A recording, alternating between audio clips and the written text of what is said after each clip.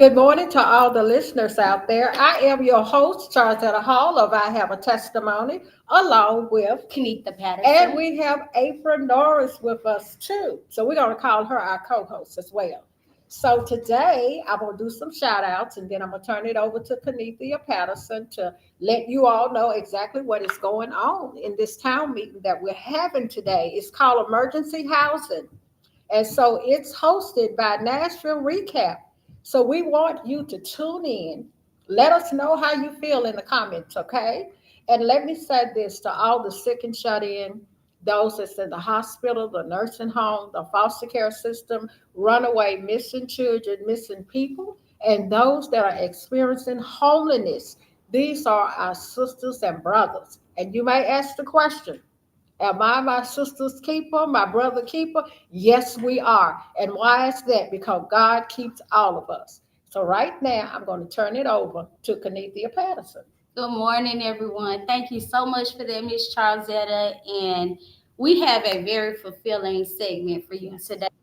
Um, and we need to speak on the crisis that's happening here in Nashville Yes. with housing.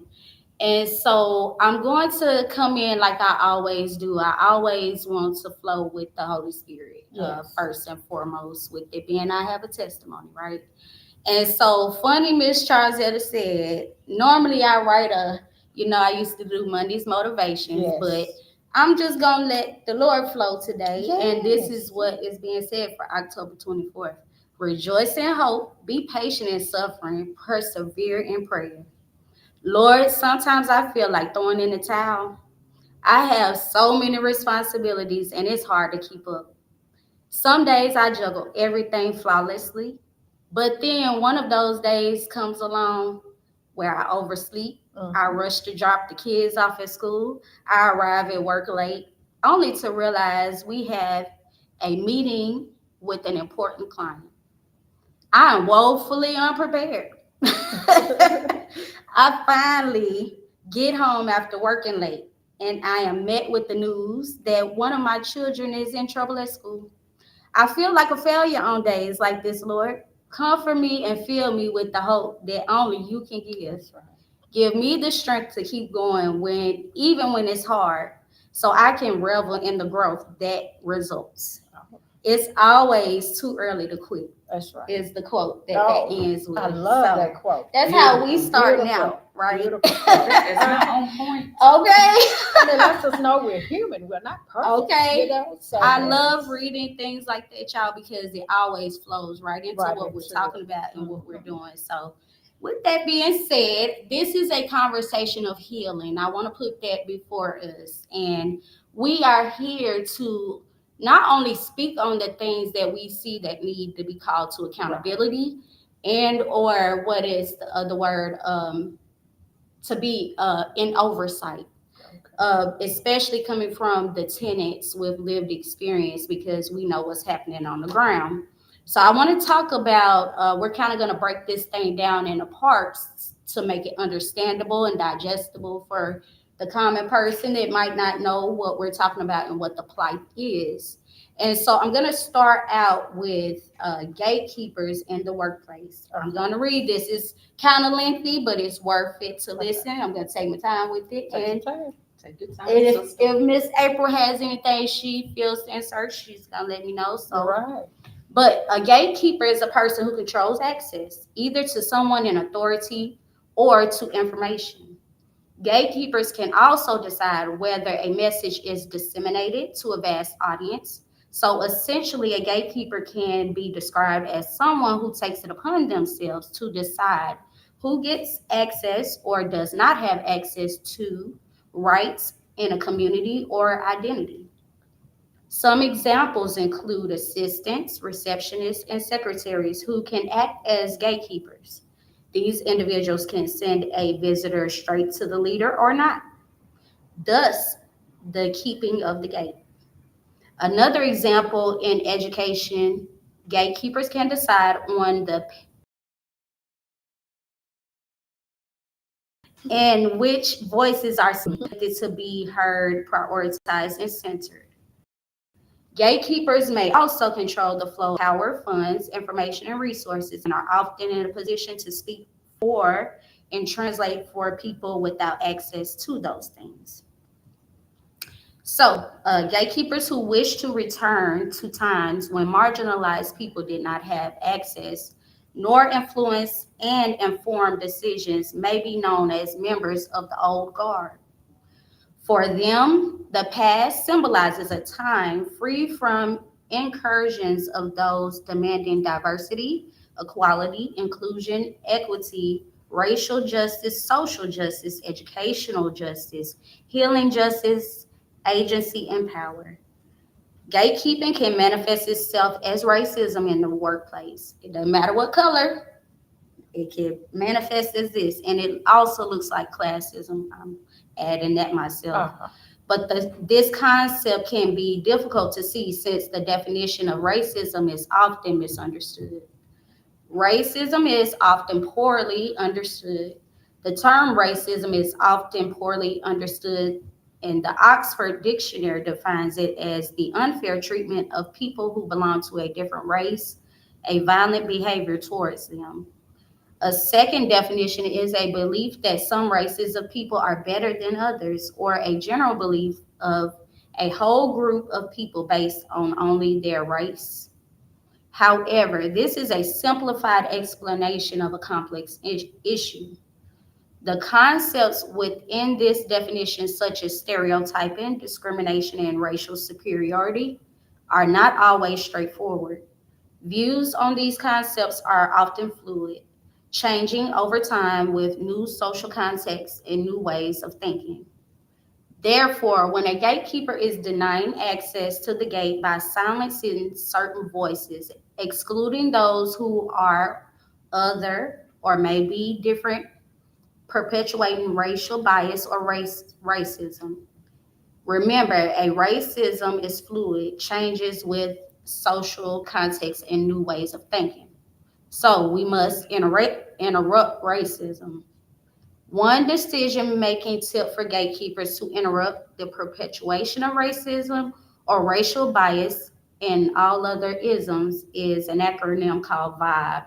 That is visualization, invite others, bravely confront, exposure. And I'm going to read what those are. To visualize, that is a strategy that is like a mental practice before the big game or a competition, a mental rehearsal. As gatekeepers go about their day, they must make a conscious effort to visualize things in detail before they happen. Invite others. Inviting others into our perspective is how we learn about the relationship between ourselves and our world. Gatekeepers can do so as simple as making a statement to coworkers and family and friends, such as, if I ever, please let me know. Bravely confront. The ability to bravely confront biased behaviors when we see them is essential for improving performance and behaviors. However, you must confront biased behaviors in a way that is comfortable for you. Exposure is inevitable to not encounter different groups, age, gender, ethnic background, ways of thinking, religion in any setting. Gatekeepers must seek opportunities to encounter and engage in positive interactions with someone unlike themselves or their immediate circle. Gatekeepers and everyone else should consciously use vibe to disrupt power and shift it to the people they are aiming to serve. Let's open the gates, keep them open, and work daily to break these explicit and implicit gates down. Let's continually strive to be liberated gatekeepers who are accountable to our communities. This was by Dr. Larry Collier, and this is an article that was on LinkedIn. But he helps organizations to solve the challenges, diversity, equity, and inclusion present to their people plans and processes by translating data into actionable strategies, which that totally aligns with everything that we are working to do and be and provide as also tenants and stakeholders in the community.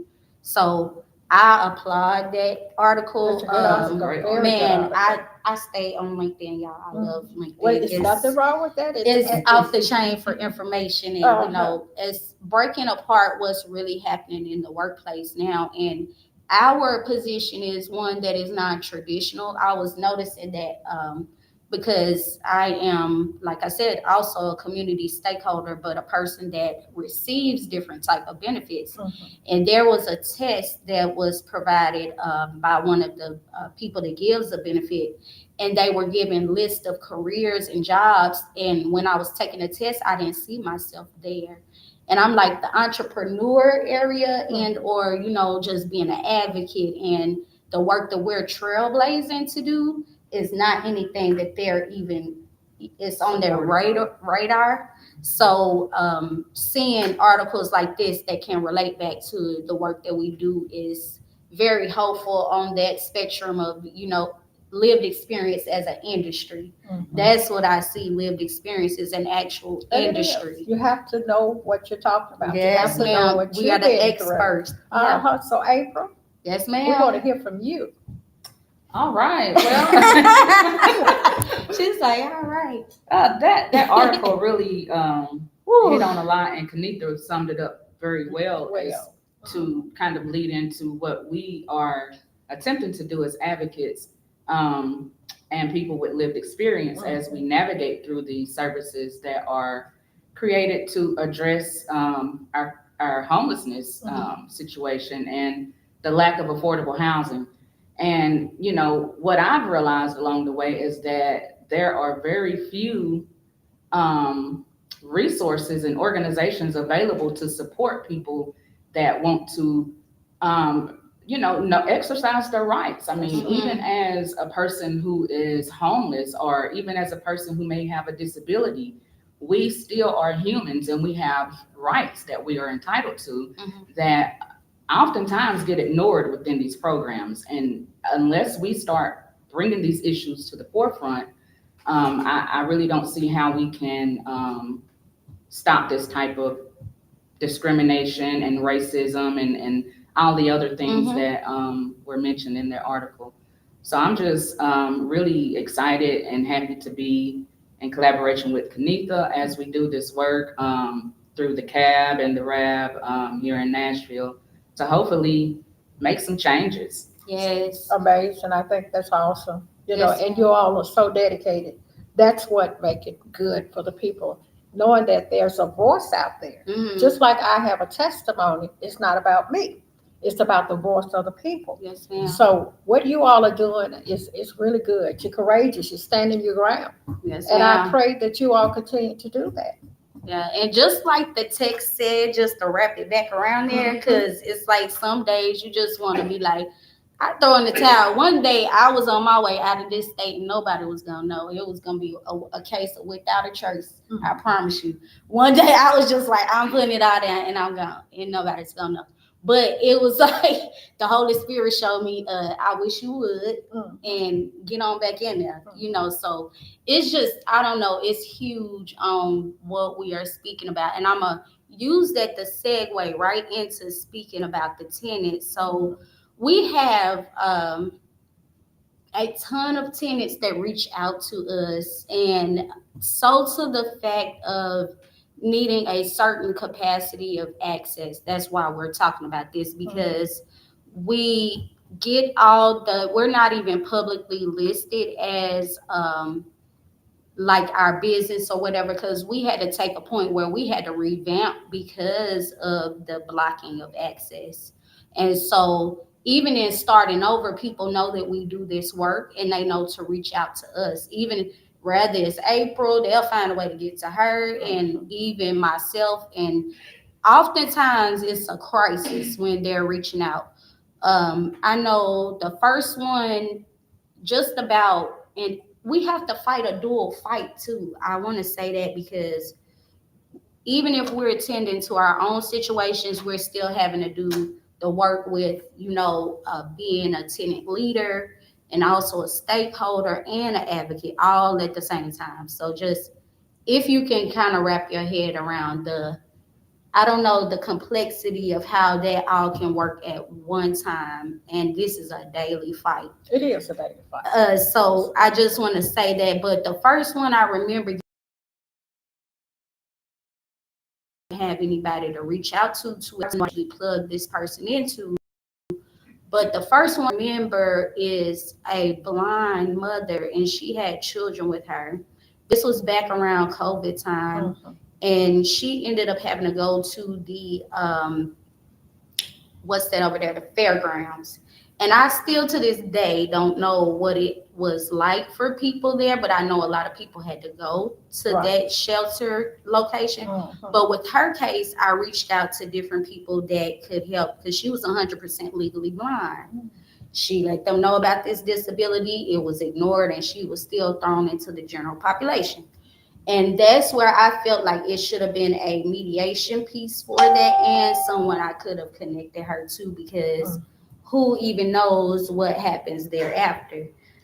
Then I had another tenant, and this is leaving them nameless because they wanted their stories told, but at the same time, they do not want to be retaliated against by, being named.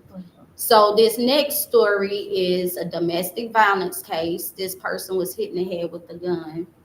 I got her to this one particular shelter. I'm not gonna name any names at this time, but this particular shelter kept her for a little bit. She went 1 minute over curfew you get 7 times to do that, and then you have to get out of the program to come back in.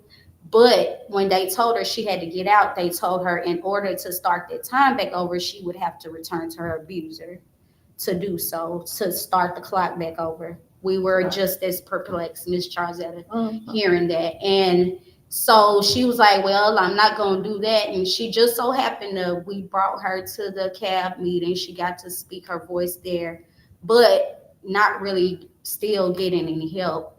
And the following day after we took her and dropped off at work, and the next day we found out the person that let her stay at their home was murdered. So that's trauma on top of trauma on top of trauma, and this person is in a domestic violence situation. And I can't reach out and touch anyone to get her connected to services. And she's in these and I just found out about something actually on LinkedIn about adult ACEs. Because, even with the childhood ones, we hadn't even started healing that. But as adults, we have to keep on going through these things with no end. And it's just, I don't know, it gets me at my heart every single time, because it's like I'm trying to find a recourse to plug these people into services while, you get that pushback because you're speaking the truth. And I know it's an educational piece we wanted to talk about, so I want to make sure to hold on to that while I'm still telling these stories. Tell the story. Let me say something what you're telling the Yes, story. ma'am. When people go through things, it's called an experience. We have to learn from our experience, and the people that we have, we don't want to be a crutch to them. Yes, We ma'am. want them to pick up the mantle and do what they need to do. That's beautiful. When a person that goes through homelessness, they've had all kind of things to happen to them in their life. God has really made that person a testimony for somebody else. Everything that we go through is for somebody else. And when I was growing up, I couldn't understand that. I'm like, I was grown when I really realized that our lives are not about ourselves. We're on a journey for the Lord. As we cross those roads, we're going to run into people that have different experiences. And I had to learn, I'm not God. I can't solve the problem, but God can. That's why He gives us programs and different things that people can go through. But I love it when I hear a person's testimony and they've gone through so much and they want to give up. And I'm like, there's a purpose for you. Yes. There's a purpose for you. And we have to realize in our journey that there are purposes in our lives that we have to cross. So I get very excited about homelessness because as a child, I understood it. I know what I went through as a child. I know how God brought it out of me. I had to say to myself when I was in high school, you can do it if you want. I went on to college. I started working for the Department of Human Services. My life is like revolving into what God is calling me to be and to be for other people. We have to be that example. Don't you give up, Kennetha. ma'am. Always. You too, April. I know you don't, because I have read your testimonies. But I'm saying you don't give up. You don't throw the towel in, because you're on a journey. And life is all about God. It's not about us. Mm-mm. So continue to do what God has called you to do. Yes, We are ma'am. peculiar people. We're supposed to be. We have to stand out in our own little way that God has for us to stand out with. Mhm. The blessing is that person is going to learn from you. Yes, ma'am. This woman reached out to me. This woman wanted to help me. Mhm. It might not click, but what you do is you plant a seed. Yes, ma'am. The seed has to grow. Mhm. It may take 10 years from now, but that person's going to look back and say, this little lady, Wow. not that you love, this lady came and tried to help me. Mhm. What can I do now, Lord? That means they can Reach turn back. to the Lord themselves. Mhm. You have to plant that seed. So go back, you all, to what you were saying. Ooh, I had to that's say powerful. that. Just had to say that. Don't you give I needed that breather, Miss Charzetta. That was refreshing. I'm not mad at you. Oh, no. So I really, like for me, as much as I have a testimony and a story to tell about different parts of my life, Uh-huh. mhm. it's almost as though because of the pushback that we've received anytime we Right. try to bring our issues or situations forward, we've kind of been told to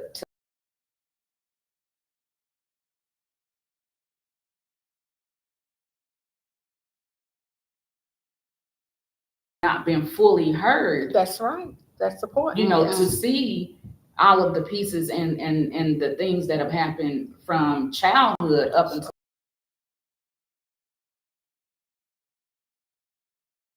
and then you do feel like giving up, and then when you start having children and they are experiencing things and they're affected by it,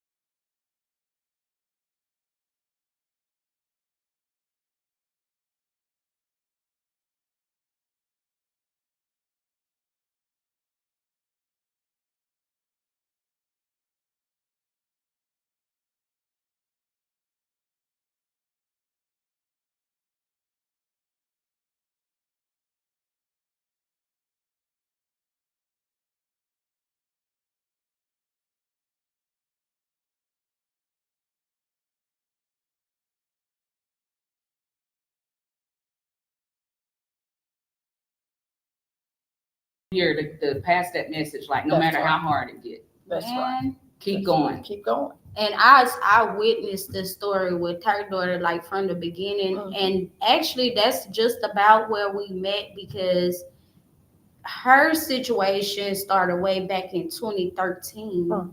And then by the time we met, I think you were maybe 3 years in, and I have to brag. I'm sorry. She's not gonna tell you this. She Okay, will tell never. it, tell it. She will Okay. never tell you herself. But Okay. this chick right here, this is how we met. They called themselves pawning her off on me, but it was like a gift. So thank you, whoever done so, however that worked. But she won a $25,000 judgment in her abatement in her apartment. So they were trying to find a way to get her out anyway. And the way that they found, when she asked for the clubhouse to start a tenant union at the apartment, that's when they took the opportunity to get a warrant. And her baby was getting off the school bus. It was high school. Was she in high school then? Freshman year. First year of high school, and you get off the bus and see that your whole home is being unpacked. And I'm grateful I don't remember if the gentlemen were like that, but I've witnessed evictions where they're throwing your belongings to make sure to break them and just be as embarrassing as possible. But it was, thankfully, I was an organizer at the time, and I was ready to go live and be like, look at this injustice. But we've learned from that. But, and we had people that could have helped us in that situation, but they chose to be quiet and let it happen. And further perpetuate more trauma. But that's the story of us meeting, and that was following a multilingual conference in Atlanta, and I was speaking on the city hall steps, and our kids, it was like movement kids. They was marching. That was the most liberating thing I've ever been a part of. And like having the kids be able to be a part of it is so strengthening for them. Like you said, again, tying back into purpose. And you know, when you was talking about you got evicted, and what Kennetha was talking about when you got evicted and everything, and your child had to see it. When I was growing up, we got evicted about 4 or 5 times. So what did it do for me? It made me want to go on and work. And just like Gone with the Wind, she said, I'll never go hungry again. I said, I'll always work so that I won't go hungry and have a place to live. Yes, I worked for 36 years for the Department of Human Services. There were days I didn't want to go in, but I went in. There were days I was sick, but I went in.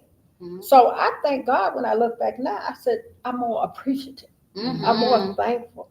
You know, it's a deeper appreciation from, and I'm not ashamed to tell the story. Yes, that's why I'm glad you all are here today telling your story. Yeah, and I think too, Ms. Charlesetta, to tie in that educational piece that you speak about, and that's something we combat, and that's a classism that we combat, where, and a stereotype that we break, changing the narrative around the stories. That's why I tell the stories of poverty and homelessness, because every single time I could be on my grind and still get evicted because this happened.